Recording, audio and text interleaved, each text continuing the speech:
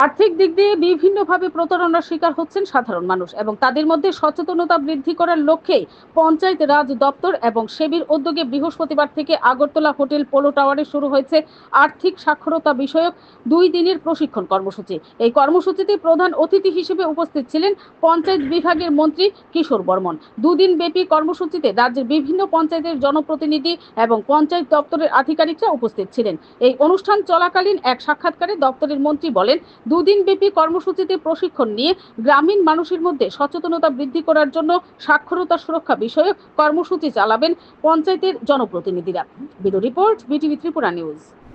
এই ধরনের গ্রামীণ মানুষদের বিশেষ করে এই আর্থিক প্রতারণার শিকার থেকে তাদেরকে বাঁচানোর জন্য তাদের যে সঞ্চিত যে আয়, এই আয়েরও আর্থিক সঠিক ব্যবস্থাপনা এবং ভবিষ্যতের জন্য সঞ্চয়, যাতে